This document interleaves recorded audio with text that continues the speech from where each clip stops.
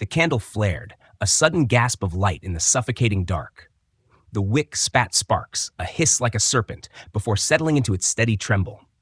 Its glow slid across rough stone, uneven timber, and the pale skin of a child's face half buried in a woolen cloak. The air was thick with the mingled smells of smoke, damp rushes strewn across the floor, and the sourness of unwashed linen. Outside, the village lay under a shroud of silence, the only sound the soft whine of the wind against shutters. Yet here, inside these walls, the night was only beginning its ritual of division. For in these forgotten centuries, before the invention of unbroken nights, humanity surrendered not to one long sleep, but to two. The first slumber was deep, restorative, carrying bodies down into its slow tide. But as the candle's flame rose, so too did those who were bound by the rhythm of segmented night. Men stirred from straw pallets, backs creaking from toil in the fields. Women wrapped shawls about their shoulders, breath silver in the cold. Children, still heavy with dreams, murmured as they turned, sensing the shift of the house around them. The silence of this hour was not absence, but presence. A veil stretched thin, trembling with whispers, prayers, and the creak of boards beneath bare feet. The hearth, once a roaring sentinel, was now a mound of embers, their glow muted and red as if bloodied coals had sunk into ash. A mother bent low, coaxing them with breath, her fingers smudged black as sparks answered her call. The flame licked upward, crackling like a hushed conversation, and shadows leapt across the room. Beside her, her husband sharpened a knife with slow, deliberate strokes, the scrape of steel on stone marking time like a drumbeat. Each household found purpose in these hours. Some mended tools, their hands guided by memory rather than sight. Others rose for prayer, kneeling on splintered boards, whispering into the darkness with voices that wavered between fear and faith. This was the vigil of the common soul, the space between first and second sleep, where mortality felt most exposed. And always, there was confession. Not the public kind that rang from pulpits, but the private reckoning whispered into shadow. A man knelt before a crude wooden cross nailed into the wall, its surface blackened with soot. His lips moved, soundless, as he recited debts owed and sins unspoken. In the stillness, he believed God's ear was nearer, the veil between heaven and earth thinner. His wife, wrapped in her cloak, watched from her pallet, her eyes glinting with both suspicion and sorrow. This hour, carved from the belly of the night, revealed truths daylight could not. Murmurs of betrayal, of guilt, of hope yet unfulfilled, all drifted into the smoke curling toward the rafters. Beyond the cottage, the night itself seemed awake. The forest pressed close, its branches groaning beneath frost. Somewhere, an owl shrieked, its cry cutting the silence like a blade. Dogs in the yard stirred uneasily, hackles raised at things unseen. The village was not lifeless but suspended, each sound sharpened by the absence of others. Lanterns glowed faintly in windows across the square, pinpricks of resistance against the darkness. Neighbors might cross thresholds in these hours. Cloaks wrapped tight, voices hushed as they exchanged gossip or charms. It was said that sicknesses were confessed in this liminal span, cures whispered by candlelight, deals struck while the world beyond slept. Yet not all pursuits were solemn. For some, the divided night was sanctuary. Lovers found each other in the quiet, bodies entwined in stolen hours where no master or priest could judge. The rustle of straw, the faint catch of breath, the press of hand to hand, these were oaths sworn in silence, stronger than words. Their passion was fragile but fierce, the darkness itself a veil shielding their vows. When the second sleep came, it swallowed these moments, tucking them into dreams where memory and longing tangled together. By dawn, they would rise as obedient servants again. But for now, freedom existed in the space between. The candle burned low, its wax spilling like slow tears down the iron sconce. Each drop struck the wooden table with a quiet thud, marking the passing of moments.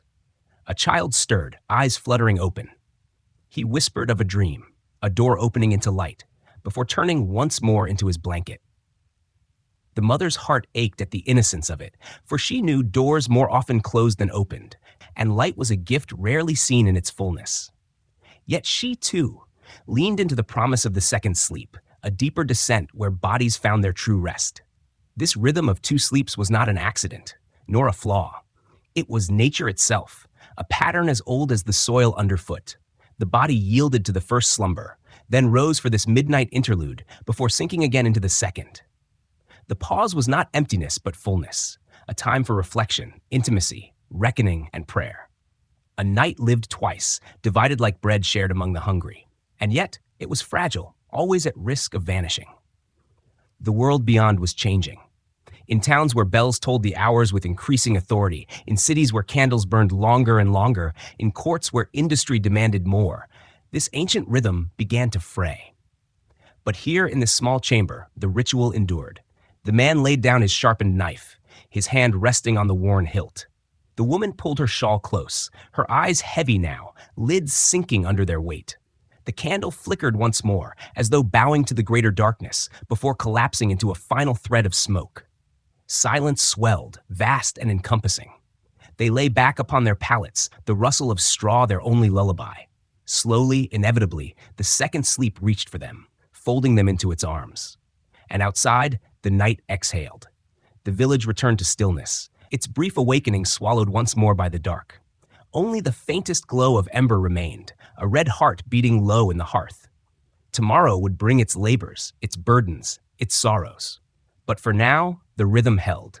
Two sleeps, divided yet whole, the forgotten ritual of a world that lived by shadows and silence. As the frost deepened and the stars turned above, the night itself seemed to whisper that this was not the end, that there was more yet to lose, more yet to change. For dawn was coming, and with it, the light that would slowly strangle the old ways, leaving behind only echoes of when night fell twice. The bell tolled, heavy and unrelenting, each strike reverberating through stone like the heartbeat of the night itself. The cloister shuddered with its sound, carrying through narrow corridors where the air hung cold and damp, laced with the scent of wax and smoke. In their cells, the brothers stirred. Straw rustled, feet found the flagstones, and the scrape of wood against stone marked doors opening into the darkness. Bare soles kissed the floor, rough with centuries of wear, as figures cloaked in wool and shadow emerged one by one, drawn by the summons that had divided the night since memory began. They moved as if part of a single body, cowls pulled low, their breaths clouds in the chill. The monastery's silence was thick, broken only by the shuffle of sandaled feet and the muted cough of lungs worn thin by winter. Their path wound through cloisters where frost clung like a veil, silvering the arches, the garden below a black pit of earth and bone. They walked into the nave, the vastness of it swelling around them, shadows rising up into vaults unseen. The air smelled of stone and oil, tinged with the bitter sweetness of incense. A single candle flickered on the altar, its flame bending as though in prayer. The vigil was not interruption, but offering. For the world beyond slept, yet here, in these hours between, the soul was most exposed, most tender, most desperate for its reckoning. They knelt, wood creaking beneath them, and voices rose, low and tremulous at first, then woven together into chant. The words were ancient, syllables chiseled by tongues long turned to dust, but they lingered still, rising like smoke into the rafters. Each note clung to the cold air, trembling like fragile glass. Their hands clutched rosaries, beads worn smooth by 1,000 midnights, their prayers echoing off the stones like drops of water in a cavern. One brother faltered, his voice breaking into coughs that shook his bent frame. The sound was raw, reminding them of mortality, of the thinness of flesh against the weight of eternity. Yet he lifted his voice again, defiant, cracked but unwavering, as though the chant itself could keep death at bay. In the dim light, faces looked older, carved in shadow, eyes hollow with devotion and exhaustion. They sang not for beauty, but for survival of the soul. For the bell demanded obedience, and obedience was the bridge across the abyss of night. The hour between sleeps was long, a slow unraveling. The candle burned low, wax dripping down its shaft in molten rivulets, each bead a measure of time lost. Outside, frost crept across windows like spreading veins, and the garden lay silent beneath its burden of snow. Somewhere in the dark, a raven stirred, its wings brushing against the cold air, its cry swallowed by the distance. Within, the monks swayed with the rhythm of chant, as if their voices alone held the darkness back. When at last the psalms ended, silence swelled once more, thick as wool. The brothers lingered, eyes heavy, foreheads pressed against clasped hands, each man alone within his devotion. Then, as one, they rose and departed, their steps echoing down the long corridor. Doors closed, Straw rustled, cloaks wrapped tight, and the monastery exhaled. The vigil had passed. The second sleep awaited, deep and heavy, pulling them down into the shadowed waters of rest. Yet even as they surrendered to slumber, the echoes of chant lingered, threads woven into dreams. The body would rise at dawn to labor, but the soul had already been stretched thin by the sacred hour. Between sleep and waking, between shadow and light, the monks kept the old rhythm alive. For theirs was a world where darkness itself was divided, and where faith demanded not only the day, but the very heart of the night. And as the bell stilled in its tower, looming against the frost-bitten sky, the question remained, how long could this rhythm endure before the march of time, of cities, of unbroken hours, swept it into silence forever? The embers sighed beneath their blanket of ash, dim as the dying heart of a beast. A woman bent low, breath ghosting in the chill, coaxing fire back to life with patient hands. Sparks flickered, reluctant at first, then flared into orange veins that licked the soot-black pot above. The air filled with the earthy tang of smoke and the faint sweetness of bread left cooling too long. The timbered walls creaked as the wind pressed against them, and the thatch above wept fine threads of frost into the room. Beyond the door, the village slept, yet inside the cottage, the hour between was stirring to its quiet rituals. A man rose from the pallet, his back stiff from labor in the Lord's fields, the scars of toil etched deep in his hands. He pulled a woolen cloak across his shoulders, the smell of sweat and damp clinging to its fibers. On the straw bed behind him, children turned in restless dreams, their cheeks flushed by the warmth of the hearth. The silence of this hour was thick, but it was never empty. It carried with it the sounds of survival, the scrape of knife on whetstone, the cough of lungs thick with winter, the muted bleat of a goat restless in its pen. Each noise was a reminder that life, though fragile, clung fiercely to its rhythms. This was no wasted time. The villagers claimed it as their own, a span carved out by night itself. The woman, her shawl pulled tight, reached for a spindle, twisting wool with fingers worn raw. The man mended a broken tool by lantern glow, the iron glinting like a shard of moon. The faint smell of tallow hung in the air, mingling with the bitter tang of sweat-soaked linen. Some families knelt together, whispering prayers that rose like smoke into the rafters, words murmured half from faith, half from fear. Others sat in silence, eyes fixed on the fire, as if its light alone could hold back what prowled in the dark beyond. And there was always the matter of neighbors. The creak of a door, the shuffle of boots across frost-hardened earth. These were common sounds. Lanterns glowed faintly in distant windows, constellations of human defiance against the void. A man might step across the threshold of another, cloak pulled close, voice hushed as he carried gossip, secrets, or charms. This was the hour of hushed exchanges, where fevers were confessed, herbs traded, bargains struck in shadows. Some spoke of dreams as omens, believing the space between sleeps thinned the veil to the unseen. Others feared this time, whispering of demons that slipped through cracks when the world was half awake. The children stirred again, muttering half-formed words, and the mother touched her son's brow with rough fingers. He whispered of a dream, a door opening into light, before drifting back into silence. She smiled faintly, though her eyes were tired, her heart aching with the weight of what dawn would demand.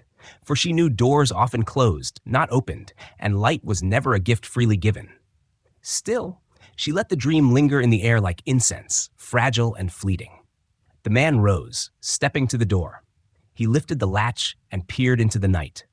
The square was a patchwork of snow and shadow, the well glinting faintly with frost. The sound of an owl carried through the stillness, sharp and haunting, followed by the low bark of a dog. He pulled the cloak tighter around him, breath clouding in the frozen air, and for a moment the silence pressed so heavily it felt like a weight upon his chest.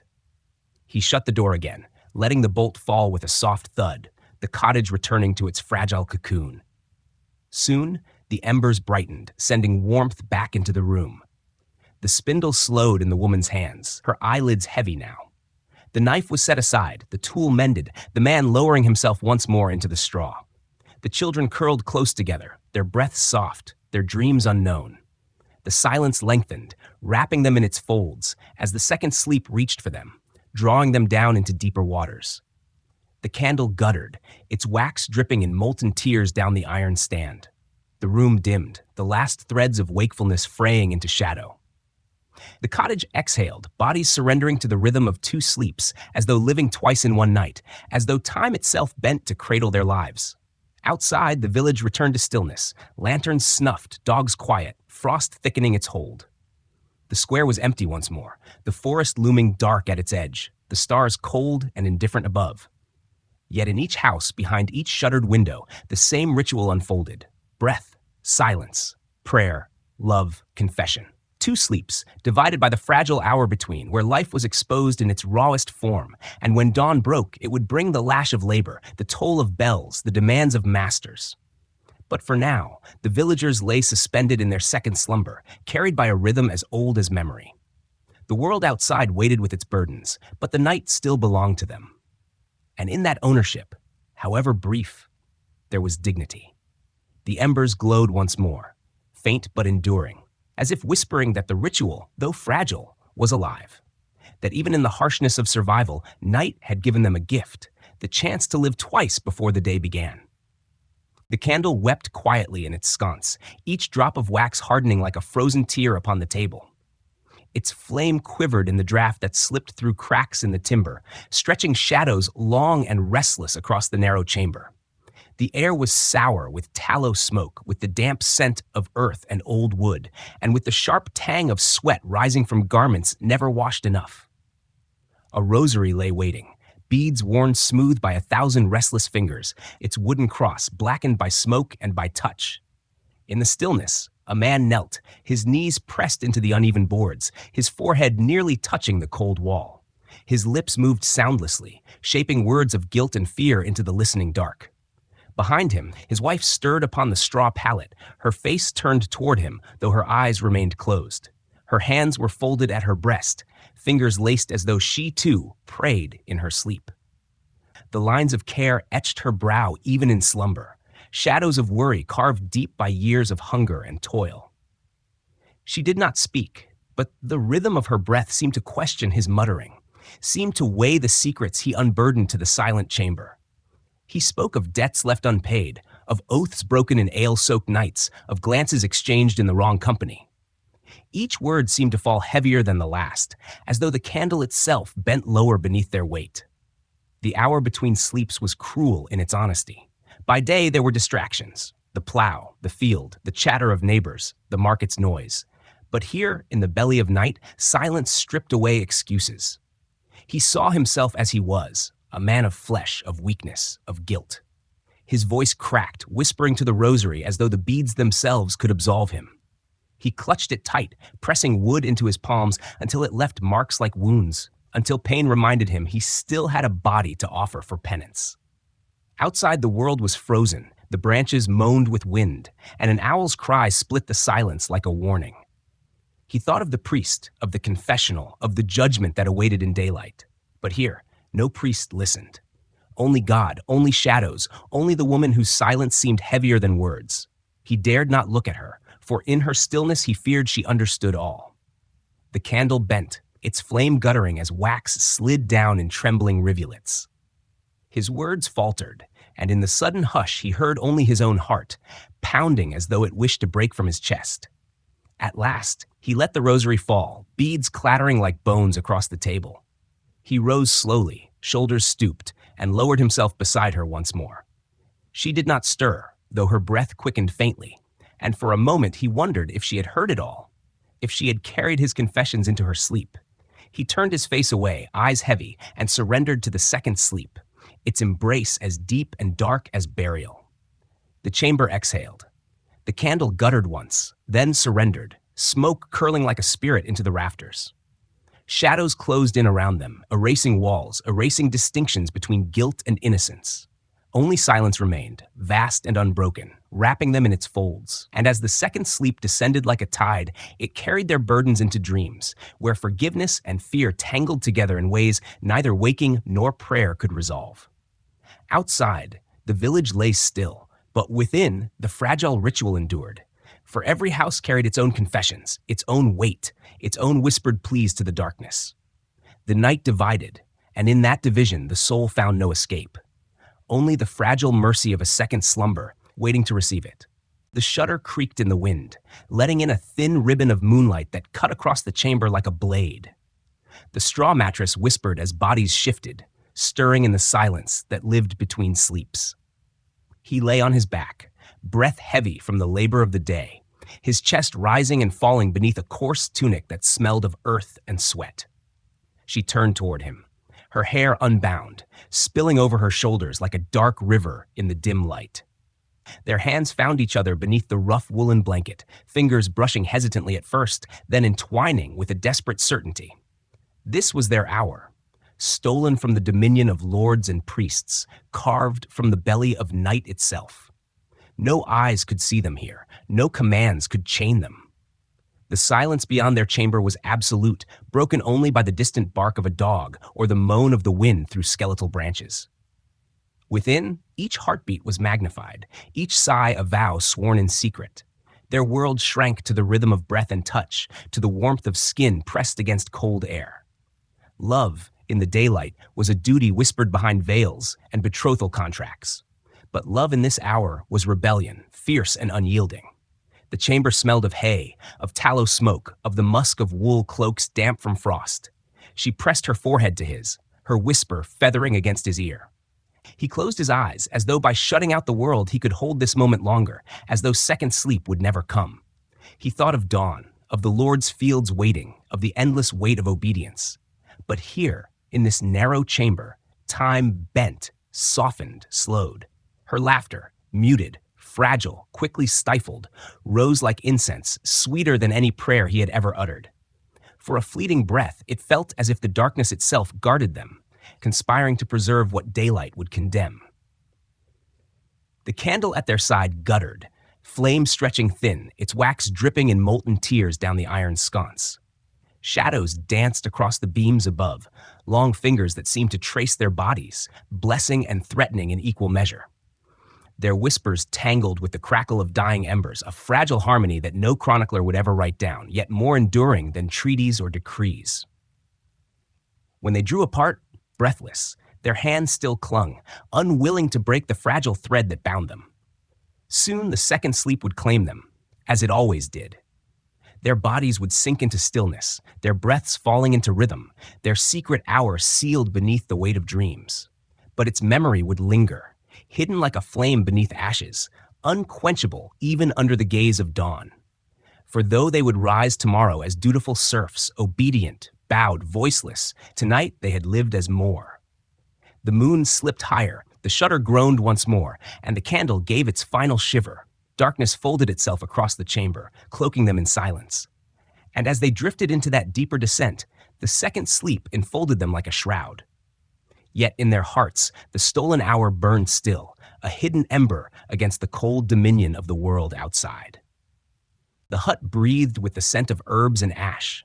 Shadows stretched long across its walls, where bundles of dried thyme, lavender, and rosemary dangled like offerings, their brittle leaves whispering whenever the wind pressed through the cracks. The air was sharp, bitter with smoke from the hearth, yet softened by the lingering sweetness of crushed flowers. A small flame glowed in the coals, pulsing red, waiting for her hands. She rose slowly from her bedding. Joints stiff from years, her woolen shift heavy with the night's chill. The first sleep had released her, as it always did, but she did not curse the waking. This was her hour, the vigil she kept while the rest of the village lay sunk in dreams. She moved across the floor with bare, silent feet, her shadow bending across shelves lined with earthen pots and glass vials clouded with age. Her hands, though gnarled, still held the steadiness of purpose. She stirred the coals until flame licked upward, feeding on the twigs she laid across it, and placed a small pot above the fire. Soon the air thickened with steam, carrying the green fragrance of roots she had gathered in the dying light of yesterday. She ground others with her pestle, the sound rhythmic, echoing like a drumbeat that measured time in the belly of night. Smoke rose, curling into the rafters like unspoken prayers. She listened, always listened. In these hours, knocks came sudden and urgent. Fever did not wait for sunrise, nor did the cries of infants or the wounds of men broken in quarrels. Tonight was still, but she knew stillness rarely lasted.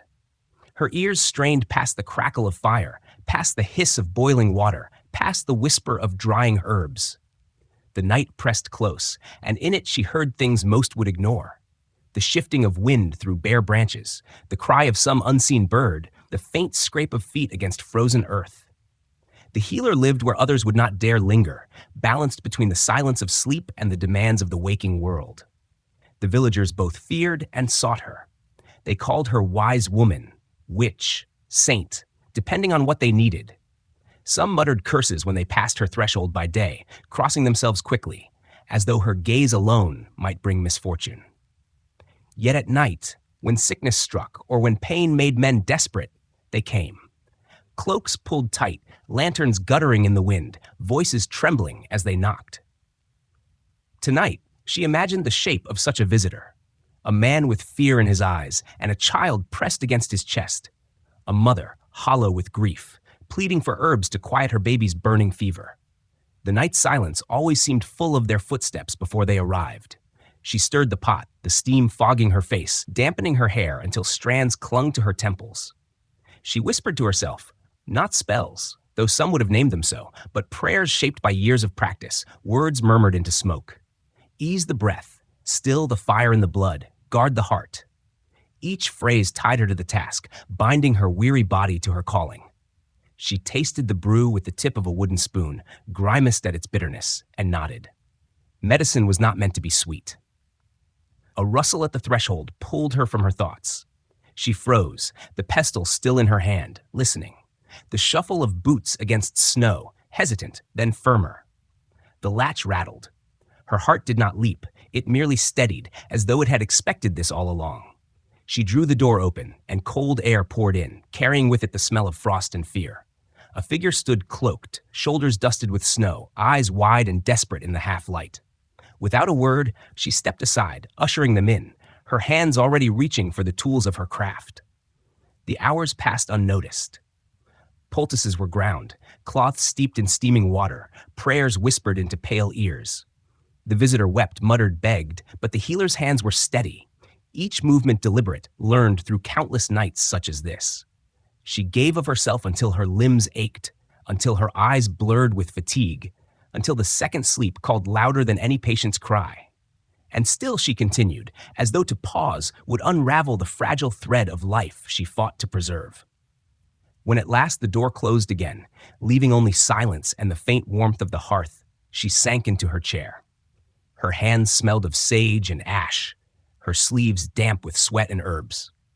The pot simmered still, though the flame beneath it was fading. She pressed her palms together, resting her forehead against them, and allowed her eyes to close. The vigil had been kept. The need had been met. The second sleep came at last, heavy and merciful, laying her low upon her bedding once more. The scent of herbs clung to her hair, the smoke of the hearth to her garments, as she drifted into darkness. Outside, frost deepened its hold, and the village remained still, unaware of the life saved within her hut. For hers was a labor seldom praised, often feared, yet always awaited when silence broke with a desperate knock. And as she surrendered to the deeper slumber, the hut itself seemed to sigh, as though walls, fire, herbs, and shadow alike understood that the night's true guardians were not those who wielded swords, but those who, in silence, kept watch while others dreamed. The bell stirred in its tower, looming above the town like a sentinel carved from shadow. Its iron tongue hung heavy, waiting for the pull of the rope far below.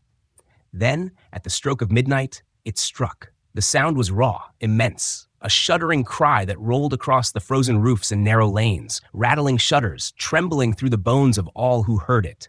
Each toll was a commandment, each echo a reminder that even the night was not free of time's dominion. In a small house beneath its watch, a boy sat up suddenly from his straw bed, the blanket slipping from his shoulders. The sound still trembled in his chest, vibrating like the memory of thunder. He shivered, though the hearth still held embers, glowing faintly red like watchful eyes in the dark. He crept to the window, pressing his face to the cold glass, and looked out upon the square below. Lanterns swung in the night wind, pale circles of light swaying across cobblestones frosted white. The air smelled of cold stone and dung, of bread long since cooled, and straw thatch damp with snow. Dogs barked, their cries sharp and uncertain, answering the bell with their own rough voices. The bell was more than sound. It was ritual. It marked the division of the night, a severing as sharp as a blade. Families stirred in their beds, some murmuring hurried prayers, crossing themselves against unseen spirits. Others rose to tend to animals, their breath clouding in the frozen air of barns. Wives turned toward husbands, whispering words they dared not speak by day. For the boy, the hour was an awakening of awe. The town lay hushed, each window a shuttered eye, each shadow a secret, yet above it all the bell rang, claiming dominion over time, over silence, over sleep itself. He watched the square until it emptied, until the last lantern sputtered low, and the cobblestones returned to shadow. The bell's echo still lingered, humming faintly through the wooden beams of the house. He thought of the rope pulled by unseen hands, of the monk or watchman whose duty it was to wake the night with iron. He wondered if they felt its weight, if they trembled as he did when the air split open with its voice. The boy pressed his hand to his chest, feeling his heart still racing, as though the bell had wound it like a clock. Behind him, his mother stirred, calling softly for him to return to bed. He lingered at the window, unwilling to let the night fade just yet, unwilling to surrender the strange power that the sound had given him. But at last he turned, slipping beneath his blanket, pulling it tight to his chin. His body sank slowly into the straw, the warmth of it seeping back into his limbs. The bell had spoken. The second sleep was coming. As his eyes closed, the world dimmed, but the echo remained. Not in his ears, but in his bones. The sound of midnight iron became the rhythm of his dreams, carrying him into visions where towers loomed, ropes strained, and bells tolled forever in skies of ice. And above the town, the tower stood silent once more, its duty fulfilled. Frost crept higher along its stones, snow clung to its beams, and the night deepened in stillness. Yet its voice lingered, not in the air, but in memory, a reminder that even silence can be broken, and that every division of night carries within it the promise of dawn.